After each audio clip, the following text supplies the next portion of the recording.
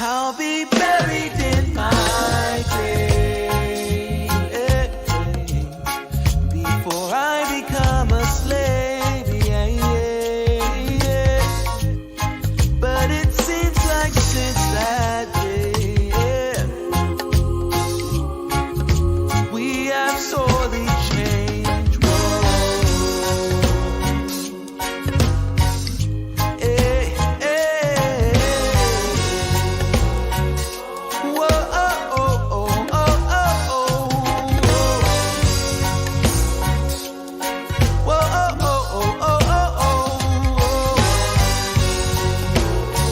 And now, live from beautiful Myrtle Beach, South Carolina, you're watching My Fellow Americans with your host, Spike Cohen. Hey, everybody. Hey, welcome to the show.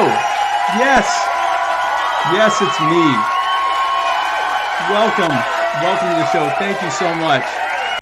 Yes. Yes. Clap if you believe. Clap for the miracle. Yes.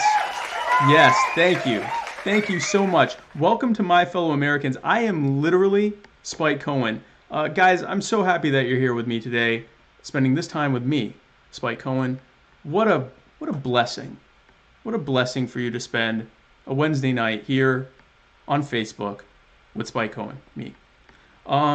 So, as always, please share this video with all of your closest people so that all of you can be together with me, Spike Cohen, and comment with any questions that you have or any opinions, and me and my guests will let you know if you're right or wrong, or even just to say hi. Let us know. If you are watching this on Facebook, like our page. You've probably already done that, but make sure that you've liked our page. If you're watching this on YouTube, hit subscribe, hit the little bell. The bell is important. Turns out, if you don't hit the bell, then you're just another subscribe that doesn't know we're making videos, and that's horrific and that's terrible. We don't want that. If you're on SoundCloud, press the follow button. Follow us on Twitter. Go on Instagram. Slide up in our DMs. I don't know what that means, but Matt does, and he handles the DM sliding. So slide up in there, and Matt'll slide right back. I don't know how that works, but do that. And so just maybe just do a Google search, type in Mighty Waters Media, anything that comes up, subscribe to it without any thought at all. I'd like to thank Muddied Waters Media, of course, for this opportunity for me to have my show. I'd like to thank Kroger for my delicious purified drinking water that I drink on this and almost every episode of My Fellow Americans. There have been a couple times that I've drank Zephyr Hills water, which is also good, but they don't sell that here. So unless we flee to Florida to get away from a hurricane, I'll probably be drinking Kroger water from now on. So, Bula Vanaka. I'm not sure what that means, but Matt says it. The music, the intro and outro music for this, and so far every episode of My Fellow Americans, is by my good friend, the very talented Mr. Joe Davi. That's Jodavi. Follow him on Facebook, on SoundCloud. Go on to his Bandcamp. He has a Bandcamp website. Go there, purchase all of his music. He doesn't have a lot on there. It'll cost you like $6. Go in there. You'll be so happy. You'll thank me that you did it.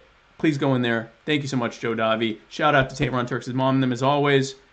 Guys, I am super excited to introduce my guest tonight. She's a really good friend. I really look forward to having her on. This was the perfect time to do it. She is a full-time parent. She is a homeschool teacher, and she's also the creator of Ashtopia, which is a blog and YouTube channel that she has where she's chronicling all sorts of stuff. So, ladies and gentlemen, please welcome to my show the lovely and talented Ashley Brewer. Ashley, thank you so much for joining My Fellow Americans.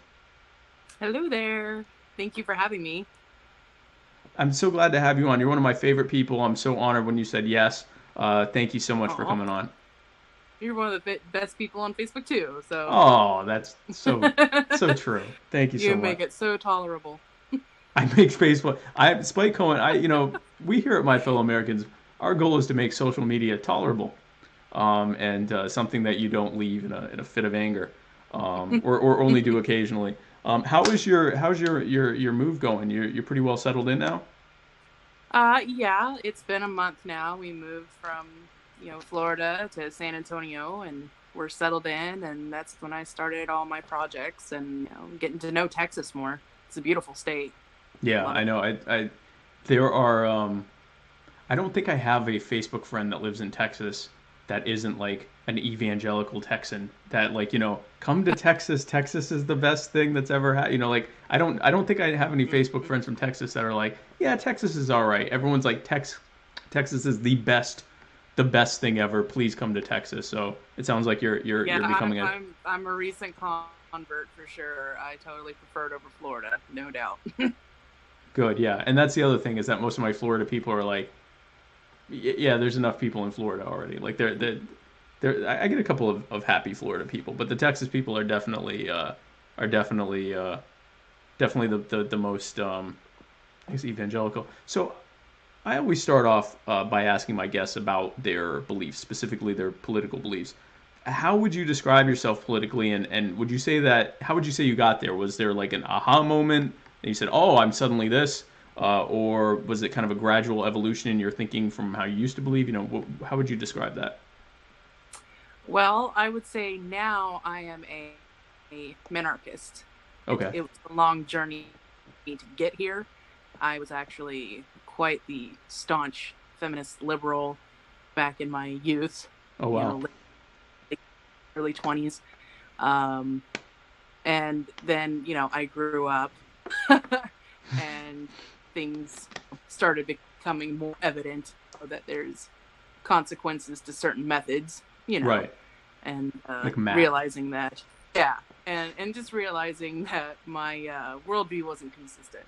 And so it took a lot of self-reflection and looking at things and studying and learning. And now I am where I am.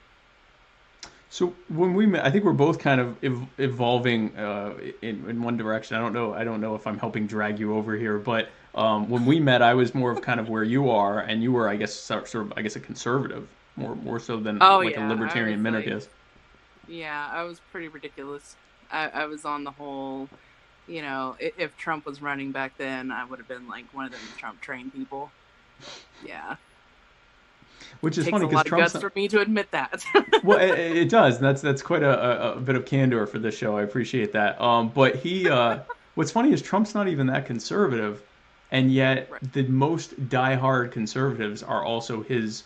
It's weird. Like it's the ones that you would think that would support him the most, the political moderate center right people that are kind of like, he's I don't know what to think. I can take the good with the bad or whatever, and it's the ones that he really actually doesn't really line up with politically that are like Trump train 2020, So it's kind of fun. But yeah, I probably I don't think I would have been a Trumper. I would have been a Trumper in the early 2000s when I was like a neocon. I probably would have just because he's such a staunch Israel supporter and he wanted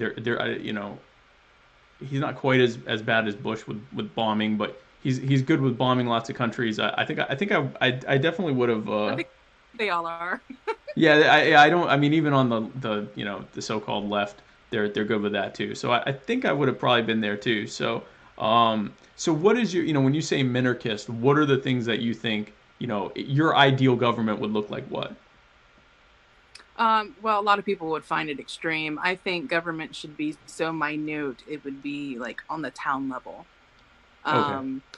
I do think a federal government should exist only for one purpose only, and that's to protect the land. But other than that, as far as like how everything should run, should be governed by the people on a very small scale. And because I believe there should be some rules that people have to abide by, Right. But definitely not this magnitude. I wouldn't even say county level. I would just say like city, town, whatever. That's how extreme I've become from, big government with my agendas to really small town, maybe sort of kind of Wild West-esque, Well, here's the thing.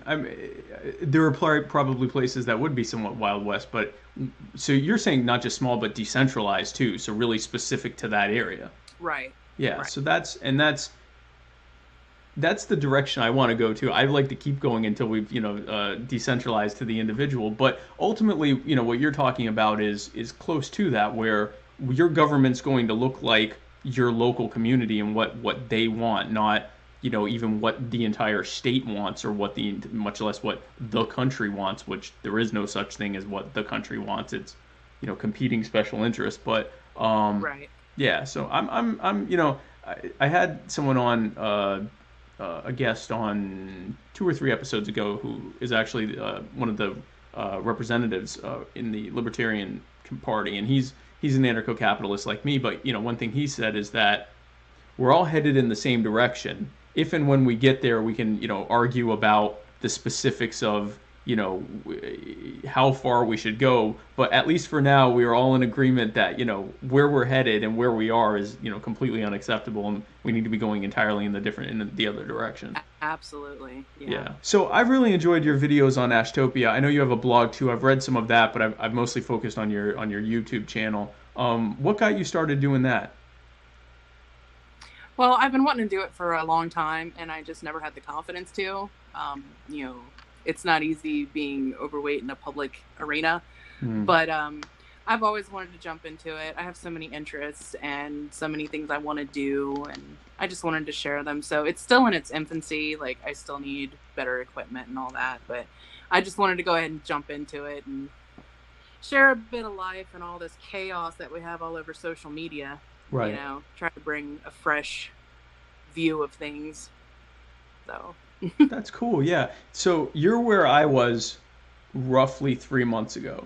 So when I was asked to start this show, which is something I had flirted with for, I don't know, years, I always talked myself out of it. And then this time I said, I started with all my excuses. I don't have the equipment. I don't have this. I don't have that. And I said, actually, my wife said, which is why I listened. She said, you know, just start doing it, and we'll, you know, get to that other stuff as we go. We'll get to the equipment and everything else. I'm like, yeah, I'm gonna do that. And so then my for you and for the folks watching, if you watch my first couple of episodes, you'll be glad I got new equipment, because I was just using my old, you know, I have a 5-year-old laptop. I was using the webcam on that, and I was using the you know, the microphone that was built into it, and my show was what you would expect that to look like and sound like, and so in doing that, I thought, you know what, I need to really get, like, how your videos look 50 times better than how mine started. It was just a very, and I was trying to go live with a bad internet connection, so I just thought there was just suck on top of suck. And so that got me to, thankfully Prime Day was a couple weeks later, and so I got a bunch of stuff. So now I look something resembling professionalism, but I can definitely sympathize where you are right now. yeah, thanks. It's a work in progress, but that's the thing. That's what I like about some of the smaller YouTube channels, is that you see their progress, and I want to be one of those people. Right. Yeah. Well, that's You cool. see Yeah, the I mean, progress. you're gonna learn, like, with editing and with you know, as you get different equipment and stuff, like, it's going to progress. But like I said, now it's still, I would say it's you know, good production values even now. So Thanks. so it's been really good. Do you get into any you know, I know your YouTube just started, but I know your blog's been going a little longer. Do you get into, you know, political or religious stuff or anything like that, or is it more just sort of a personal blog for now?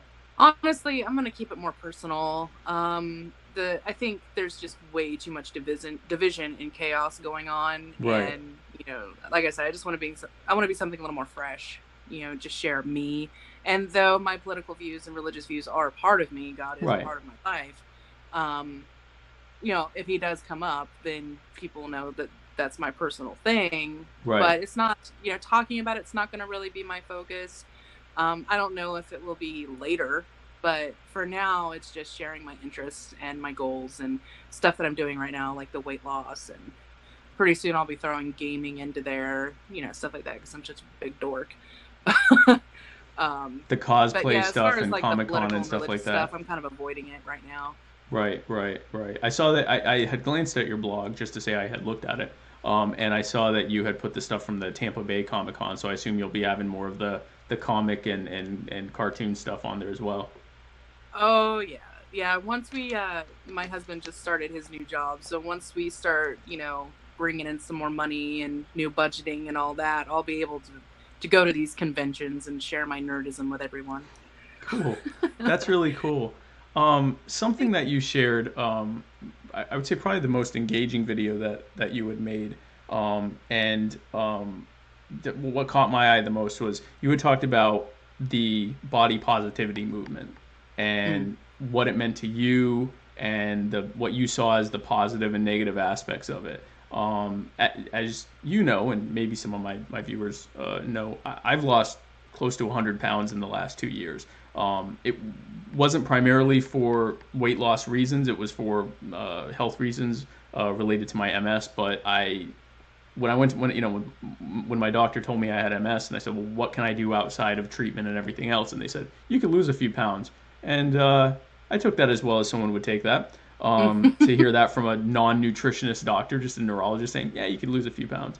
And I've most of my life been overweight. I'm sure my BMI technically went into obese territory, but I'm not really sure. I kind of stopped weighing myself after a point. So I lost, quite a bit of weight for health reasons. I know like you were saying, you've been losing weight, you've been on your weight loss journey, and it's something I can see. I mean, I can see the difference that's happened there. Well, thanks. Yeah, That's cool. definitely. Talk to me about the whole body positivity movement and the good and bad and that you see from it and what it means to you. Well, I think I'll start off with the good first. Okay. And the good is that, like I said earlier, I didn't want to start the YouTube channel because of my weight, because being overweight in a public arena, it's just, that's what people are going to look at first. Right. Appearance, everything. So the thing about the body positivity movement that I like is that they're saying, hey, looks aren't everything, and you can still feel pretty about yourself. You can still feel like a respectable person, despite how much weight you're carrying or how different you look to certain people. So I get Right. that message, and I appreciate that message, because I really think that since beauty is subjective, people should still be respected and, not treated horribly just Right, of because course, someone doesn't like the way they look, Right, So right. that basic fundamental principle, that should be encouraged and spread. But as with anything good, it could be taken to an extreme, Right. and turn into something else entirely, where we see a lot of encouragement for unhealthy behavior. Right. I'm technically morbidly obese, Okay. and I'm working on those things, but I'm looking around and I'm seeing a lot of these people telling other morbidly obese young women and men even that it's okay to be that way. And as far as like freedoms are concerned, yeah, live the way you want.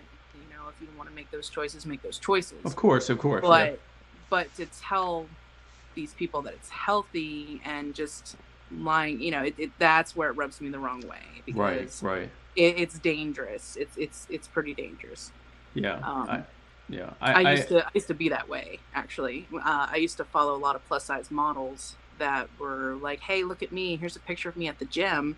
Right. So like I still work out, but I'm still morbidly obese, and Right. you fat haters need to just, and it got me thinking, if you're really working out that much, you wouldn't still be the same size. So yeah. Yeah, I agree with you on this, and especially like like I said, I'm not sure if I was ever, I probably was considered obese. I think the BMI is largely nonsense. Like there are some scales on the BMI that say that I'm overweight, and I'm 150 pounds at 5'10", and Yeah, that's absurd. I would argue that I'm not overweight, and that if anything, I need to put on some weight, because that's what people keep telling me. So I think the BMI, and I think in fact you had said that in the video. Being 5'11" and 130 pounds might work for some builds, but that's not necessary. There's going to be a lot of health issues that come with that for most people's builds. I'm certainly not ever. If I weigh 130, I'm probably in some very serious health issues. That's not a good look for me. So I'm not a big fan of BMI, but I'm probably was technically obese. At one point I was like close to 250. And I would get the off comments. I think first of all, there's also I think women that are heavy get it worse than men that are heavy. Including from women, has been my observation. That's I would you tend to agree with that it's like Oh yeah, women it's are like the a fat worst. woman is going to get worse than a fat man? Yeah, women are totally the worst. Yeah. Totally the worst. Because Yeah. they're very competitive, Right, and right. they don't like, like I said, beauty's a subjective thing. You have some men that like underweight women, and then you have some men that like overweight women, and then you have men that like whatever woman. Right. And all the women are just competing for all these men with their different tastes, regardless of their size and their build. So they are just nasty. Very cutthroat. Yeah, yeah. And that's what I was going to say. I've seen some of the fat shaming of women from men, but it's like worse from other women. And not just fat shaming, but just shaming in general. But like you said, the fact that someone is overweight, morbidly obese, skinny, whatever, they're still a human being. They still have their rights. They still have their agency. They still have their, like, you shouldn't treat them like a second class person because of that. Where the line happens is, like you said, when you're now saying this is healthy, this is good. The people saying this aren't healthy are bad people, and they're trying to hurt they're just as bad as someone calling you a whale or whatever. Is just as bad as someone saying, this isn't good for your heart health, and you're at a higher risk of XYZ, and so it would be good if you lost this much. That's as bad as like calling you names, and that's ridiculous. Right. I mean, that's someone who's that's why I'm sorry. That's why I avoid the term fat shame, because they equivocate that, and someone genuinely saying, hey, this, I know you're in your early 20s, but by the time you reach your early 30s, mid 30s, you're really going to feel it. And that's what I've been trying to people, because I'm in my early 30s, and I'm feeling it. And to go back a little to, how they get treated badly. I don't know if you ever saw it, but Tyra Banks did a special one time, and I really don't follow her very much, but she had disguised herself as an overweight person, an overweight woman, and she was walking downtown, and it was like, I think I saw a bit of that. Yeah, and there was some real fat shaming going on, like, well, they're not going to pay attention to you because you're ugly, that kind of thing. Right. But like, it reminded me of my experience of when I was younger and more athletic. I was getting attention constantly. People opening doors for me, catcalling, whatever. And then when I gained weight, hardly anyone looks at me in the eyes anymore in public. Hardly anyone opens doors for me. Hardly anyone says, excuse me, and that is where I think the body positivity movement can be effective, is treat this like a person. This is a human being, and you act like they don't exist, or that there's some kind of smelly monster. And I think the body positivity movement should focus on that, rather than, if you speak any kind of negative word about being overweight, then about obesity, and it's just there's an extreme there that needs to be dealt with, because there's young impressionable people that are buying into it and going around flaunting their weight and saying, just playing in the identity politics, basically. And it's just, you can be fat and beautiful, but you can't be fat and healthy, and people need to stop perpetrating the opposite. And that's the thing. And because they're still young, they might feel fine. Like, when I was heavy at 20, in my 20s, that was completely different than even 6 years later. Like you said, early 30s, all of a sudden it's like, man, I'm having some difficulty getting up from, laying down or whatever. This isn't as fun as my back is not cooperating like it used to. So when you're in your teens, early 20s, you can be 300-400 pounds, and yes, it's going to be harder. Life's going to be harder than if you were thinner, but you can still get around like a normal person with little to no difficulty. And if everyone's telling you, yeah, this is fine, this is great, you're healthy, don't let the haters tell you otherwise, you can trick yourself into thinking everything's fine. And by the time you realize that's not true, it could hopefully not be too late, but you could have suffered needlessly in the meantime. Absolutely. Yeah. Yeah. So. Yeah, I mean, now I'm reaping the repercussions of not taking care of my body for so long. I've had a lot of health problems, and that's what also helped me decide to lose weight because my daughter's getting older. You know, Yeah. my husband and I are getting older, and if I don't, I mean, I've signed an early death just by eating takeout all the time and not moving around. Right. You know, so I got to do something. Yeah. And I don't want someone to be in that same boat where they're happy with life and then end up in a hospital bed because someone told them it was okay to be the way they were. And everyone felt silenced from saying, hey, look, you know, you're not going to live as long and your quality of life isn't going to be as good in the meantime. And I care about you and want you to be okay. You know, the flip side, like you said, with body positivity, a lot of people, I truly was just lazy and liked eating crap. I don't think there was any kind of emotional issue to it. I was just a guy who just ate whatever I wanted and and did whatever I wanted, which was often nothing.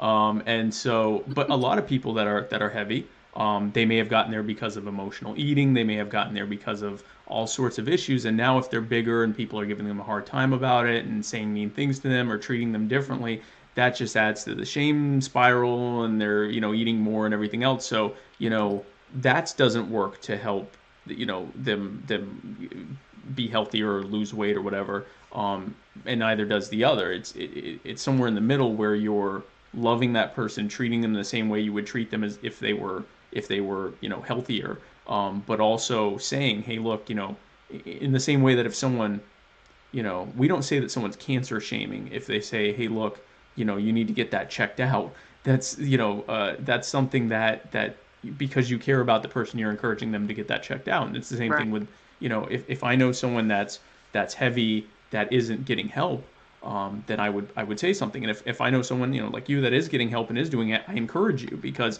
not because you're going to be a better person by being thinner, but because I know that you're going to feel better, you're going to live longer, you're going to have a better quality of life, and I want that for you. So I think that's what the goal should be, not telling people that. I think a lot of these people, what they're trying to say through body positivity is there's nothing wrong with me. I didn't do anything wrong. I'm still a good person. But it's coming out as I'm great. You know, this is a good thing that I'm doing to myself. It's very healthy, and you know, anyone who says otherwise is wrong, and that's unhealthy. It absolutely is. And what I've noticed through losing weight is I'm a very self-conscious person. I deal with depression and self-doubt and all that jazz. But I have noticed that each pound that I shed away and each YouTube video that I do, the more I just do what I'm uncomfortable with and just push through and succeed in something, I'm noticing some changes in myself. Yes, I've always been a decent person, but I'm actually starting to see that through, you know, adopting healthier behavior. And I think that will really, instead of people deceiving themselves and lying to themselves, if they actually push through what's uncomfortable and do something different, they will find a genuine appreciation of who they are as a person, instead of trying to browbeat a repetitive lie of, you know, I'm better this way, I'm healthy this way, everyone must accept it or else. Well, yeah, I mean, that's the thing, right? So by losing the weight, like you said, they'll see things in themselves, but they'll also feel better too. I mean, there's something to be said about, and I'm sure you've already seen it with the weight that you've lost, doing certain things is easier. There are things that you may have avoided doing because they were uncomfortable, and now you're able to do them better. Getting around more easily. That's something I didn't really appreciate until I had MS. Stuff like just getting around and like walking and doing things, and you know, on good days I really appreciate that. Whereas there was a point where I, you know, was 100 pounds overweight, and I'm like, you know, I'm getting around okay, but I definitely got around better having lost that weight. And so, and I was never what I guess you would consider morbidly obese. So I can definitely imagine that, you know, like, okay, I can get up out of bed more easily. I can shower more easily. I can, like, stuff that a lot of people take for granted. I can do that better. I like how I look. I can fit, you know, I have I would imagine it's easier to find clothes in the normal sizes than in larger sizes. So there are more types of clothes you can wear. You know, you start getting compliments from people and things like that on your weight loss and all of that. So that's really good stuff. On your weight loss journey, what have you found so far to be the most effective for that? Intermittent fasting. Okay. intermittent fasting has been basically the best thing ever. Some people do different windows. Mine, I fast for 20 hours and then I have a 4-hour window. Oh, wow. Yeah. The first couple days was brutal, but Yeah. it was pretty brutal, but lots of water. And I'm realizing I have more energy now, and I burn straight fat when I'm doing stuff. And it's been remarkable. My energy levels are so much higher. And I really feel like I can do more things, because for a while I would have to get, I'm going to admit this to everyone watching. Okay. This is the horrible part of being The fat. millions of viewers of My Fellow Americans. I would have to get my husband to shave my legs, because it was so difficult for me to just bend and shave and bend and shave. You know, it was so hard. And Right. now, just by losing some weight, I'm nowhere near my goal weight yet, but just losing the little bit that I've lost with the intermittent fasting, I can shave, I can get up without feeling like all my bones are about to break and my kneecaps pop out and fly across the room. You know, I feel like I'm starting to feel like a Which is normal not person. advisable. That's not, that looks No. worse than having unshaved legs. So Yeah. Yeah, so I mean, just the intermittent fasting alone, I feel like a completely different person. I feel like I can get out there and do what normal people are doing. So that's all good stuff. that and low carb. So I want to go back to 20-hour. So I'm familiar with intermittent fasting. I do somewhat casually now. I was more hardcore about it, but I somewhat casually am doing 16/8. Sometimes that turns more into 12/12. And then sometimes I don't do it at all at this point. Sometimes, more recently, I've been just eating to try to maintain weight, because my diet's so healthy, it's hard to gain weight on it. But when I do the fasting, I tend to do the 16/8, 20 hours of not eating, and then 4 hours. So are you just like eating, not necessarily a lot, but you're eating like what would be 3 meals worth in a 4-hour window? No, I can't. It's impossible. Because Right. my stomach has shrunk so much that I just can't eat as much anymore. But what I do eat is high fat, high protein, very low carb. So the stuff I'm eating is very filling and wholesome. For a quick dessert, I'll have some berries and cheese. Like fat. I would say I'm like borderline keto, but I'm not entirely, because I'll throw in some pita in my side salad. But yeah, it's mainly just low carb, high fat, and intermittent fasting. That's Nice. it. That's good. Yeah, the diet for me, the exercise is what keeps me like able to do things. It's the diet that really like shed the weight. That gets a lot of people, they work out but they still eat crap, and they wonder why they have plateaued on their weight loss. That's really where it is eating right. Yeah. So you're not like fully ketogenic where you're checking your ketones and all that, but you're just eating like a lower, Oh no. sort of like a semi-paleo, focusing more on I don't fat and have protein time and for all less that on carb. mess. Yeah, there's just no time for all that mess. And some Yeah, people that's can do that. I can't. It's too much. It puts too much of a work-based mindset for me, and it will. I'll just blow out. yeah, You know, and I'll yeah. cave. It becomes and a it just chore. becomes too hard. Yeah. Yeah, Yeah, this is more of an adjustment, changing to what my body has been trained to do for so many years. I'm retraining my body, Nice. and I'm controlling my body instead of my body controlling me. So yeah, I'm definitely on board with it's 80% what you put in and 20% working out. Yeah, And you know, I can't do this other stuff that people can do. And if they do it and it works, that's great, but I can't. Right. Not with my schedule and lifestyle. yeah.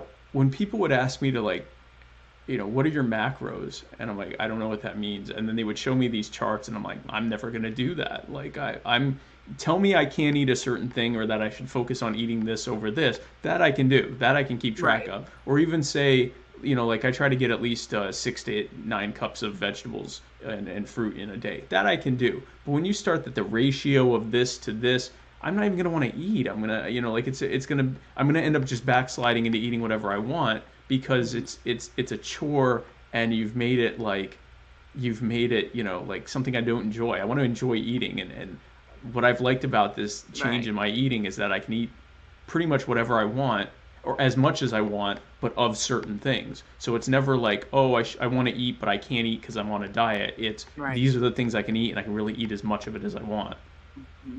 So Yeah, I don't want to be a slave to a diet. I want right, to have a lifestyle change that is appropriate for my body and right, how my body reacts to certain foods. And I don't want to be a slave to, you have to have all your I's dotted and your T's crossed, and you have right. to have this number and that number and this and that, and it just becomes so overwhelming. And it's And not I just need sustainable. You're to not know. going to do that for 20 years. Right. There's Which, there's just no way. And if I'm right, not going to right. do that in 5 years, I'm not going to do it today.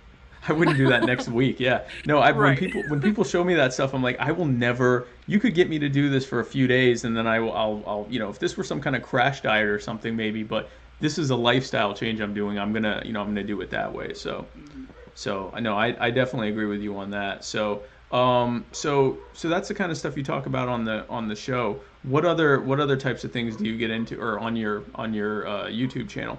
What other type of stuff do you talk about? Well, I briefly touched on beauty stuff, but I also want to do like homeschool tips or office management kind of stuff, like informative videos. Um, we do a lot of the unschooling method Right. for my daughter, and I kind of want to encourage that for other parents because we're all under this pressure that they have to learn these subjects right now, Right. now. They got to know these things now, and with some kids, it's just not possible. I mean, my daughter, she's got an auditory processing disorder, Okay. and so it affects how she reads and how she responds to instructions and stuff like that. And then it just gets to the point where school's just not fun. It is like a major chore. So with the unschooling, I have her focus on the subjects that she excels in, and she does those things. So we do a lot of zoology and really just encourage her to do the stuff that we know she's good at and that she's confident in, so that when we do get to the not so savory subjects that she doesn't like, she'll breeze through them real fast just so she can do the other stuff that she wants. Because you've So, incentivized learning. Right. right, Right. right. So Yeah. I want to, get some how-tos or do's and don'ts and just kind of touch base with other parents so it doesn't have to be that difficult because Right. really, I mean, you have the world at your fingertips with the internet. There's so Right. many free sources out there. There's so many documentaries and projects and groups to get involved with that pretty much all that stuff does the work for you. Really, all parents need to do is just be patient. And you're just guiding And them through that. that's the hard part. Yeah. Totally the hard part. But it can all be done. And I think that instead of feeling that pressure to have every subject down and acing every single subject, I think you need to encourage learning as a fun thing. And kids will really attune to that easily. That's cool stuff. Yeah, I really admire you and anyone that homeschools their children. I was homeschooled for a few years in elementary, I guess the elementary level, and then I had to go back into public schooling for a while, and then the last few years of my high school, I was homeschooled because I was an absolute nightmare, and none of the public schools would take me. So I have no idea how my parents. I have no idea how my parents tolerated me, much less homeschooled me. But I'm very grateful that they did, and I'm very grateful for that experience. The government has definitely demonstrated that they have absolutely no business schooling children. They're not good at it, and what they are good at is, forcing people into conformity and indoctrination and churning out a bunch of people that don't know how to think for themselves and hate learning. They hate learning stuff. Absolutely. Yeah. Because they associate learning with institutionalization. It's like prison, and that's horrific because we naturally want to learn stuff. You see a kid is sucking up everything around them. So I have to give it to you, anyone that has done it. You mentioned unschooling. Our last guest, Jack Lloyd, he is a big proponent of unschooling, and he talks a lot about, a lot of it is sort of where the unschooling comes in. You're sort of removing, depending on how long they've been in school, a lot of times you're removing some of the institutionalization, and you're teaching them that learning is not this horrible chore. It is something that they have to do, Right. just like they have to eat, and they have to breathe air, and they have to drink water, but they don't look at those things as chores because they weren't given those things as chores, whereas they've been given learning as a chore, whereas learning really should be, like you said, you focus on the things that you really like. Did you find that it was difficult when you started unschooling your daughter? Did she have any resistance, or was it really just a smooth thing to bring her into it? Well, we're still kind of in a transitional phase of that Okay. because for so long I was going by the book. I was Mm, trying to, being someone who was publicly schooled and who has never homeschooled before, I right. never felt qualified to do that. So I would try to do things by the book. And that became a chore for both of us. And so right now we're in this transitional phase, especially now that I live in Texas, where the government is not breathing over parents' necks of how they homeschool their children. Um, we're kind of going through this phase where, yeah, she still has to do her necessary subjects, but let's focus on the really good stuff that she enjoys, like, the science and the zoology and biology and history and, that kind of stuff. And then do the other stuff you don't like later. But yeah, it's a transitional phase and Mm. she's starting to adapt to it better. But there's also the big move as well. When you have a big life change like that, there's kind of like a reset button, and Moving several school's states just over, not that's a, fun. yeah, of course. So there's that big transitional phase that we're going through from traditional classroom style school to unschooling while moving. And so and I think she's appreciating this a little more because it doesn't feel like so much work for Right. her for nothing. So her mindset is there's all this work for nothing. Right. Oh, I'm done for school for the day. Yay. But what actually like what good came from that, as opposed to now she's actually learning and appreciating what she's learned. She's more exuberant about it. She'll Right. come up to me with books and show me things that she never used to do that. Right. Right. She just drudge through, get it done. Now she will actually tell me something that she learned through a book or a documentary or something, and that shows me that this is working for her because she's actually absorbing and appreciating Right. knowledge. Right. And that's how we learn. Some people, when you talk about the unschooling method where it's like, you know what, if they're not really into math, we teach them the basics, but we're not going to shove, trigonometry down their throats if they don't care about. And people bristle about it, and I'll say, what part of calculus do you remember? What part of trigonometry do you remember? Or if you're let's say that was what you were really into, what part of whatever subject you didn't like, what part of phys ed do you remember? What part of, home ec or history or literature or whatever thing you didn't like, what part of that do you remember? Yes, it was shoved down your throat, but how did that work out for you? As opposed to, Mhm. if if she's really into science and zoology and nature and those types of things, you focus on that. Yes, you work those other things in so that she at least has the foundational stuff that we all need in each of those Mhm. subjects. She's literate, she knows math, she knows those things. But if she's never going to be an engineer and isn't interested in trigonometry, and you could instead focus that energy that she would spend resisting that into things that she's really into, she could end up being a zoologist or a marine biologist or a veterinarian or whatever she ended up being. Um, you know, Absolutely. and she may also find as she grows that her interests change. So no, I am a huge fan of the entire method. We are essentially forcing kids to use a Prussian model that was made in the made after the Napoleonic Wars. It was developed to create better soldiers that would be able to fight wars more efficiently. And over time, we've shoehorned that into the industrial age and making good worker bees and whatever. But it's not, especially in the era we live in, but really ever. It was never about fostering people's desire to learn. It has always been about you know rubber stamping a bunch, churning out a bunch of things to do specific tasks. And that's we're not insects, we're people. And so I really like the idea of like teaching people as individuals where they are. So I salute you in doing that. Thanks. Well, Ashley, thank you so much for joining my show. It has been a real blast, and I'm so honored that you came on. Well, thank you. I loved being here. Yeah, this has been a lot of fun. I'll have to have you on again. Do you have any final thoughts? Anything we didn't get to cover that you'd like to talk about? And also this is a chance for you to plug all of your wares. Anything you want to plug, feel free to plug away. Well, I mean, I think one of the most important subjects for me right now is the body positivity thing, and I really think people should think seriously about it. before they jump in on one side or the other. I think there needs to be an objective approach to appreciating people and informing people. And same with homeschool. I think parents really need to reconsider what their kids are being put through. Because I could go on this long tangent about my experiences through public education and the failures of it. Right. But really, with the way things are, I think people just need to really be more informed about everything, because we're calling this the age of information, and there's so much misinformation going on.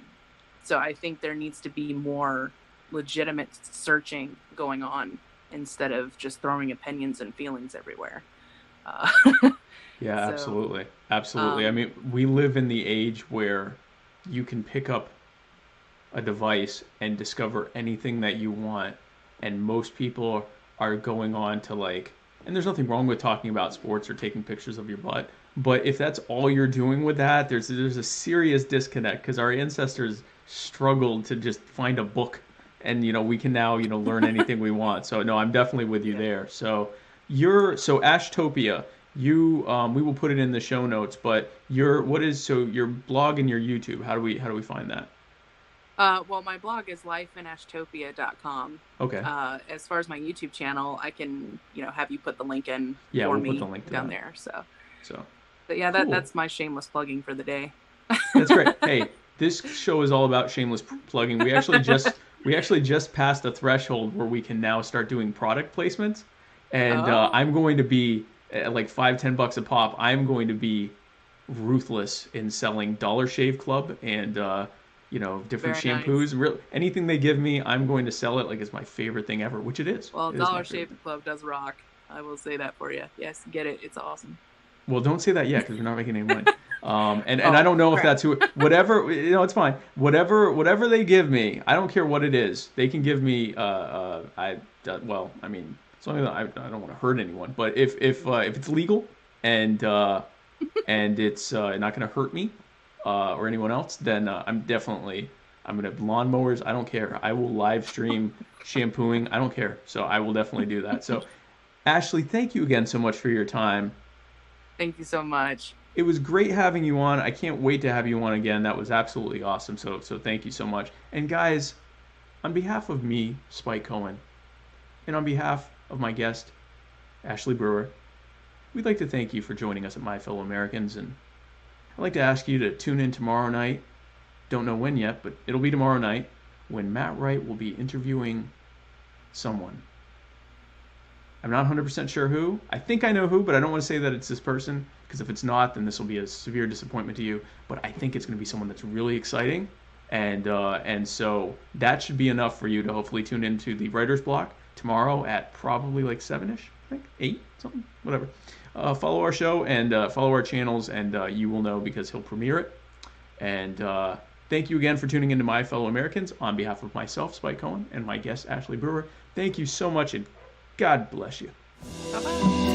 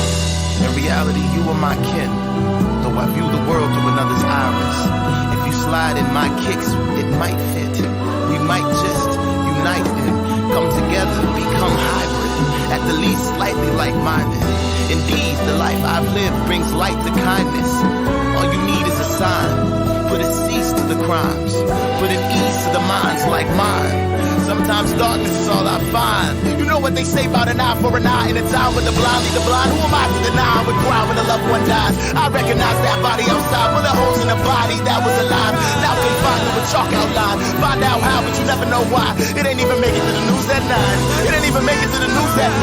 That's my sister, mother, father, brother, son. That's one of mine. All these years I close my eyes, open up to only find I'm in line. There's a pointless murder happening all the time. Either lose your life or mine, caught up in them versus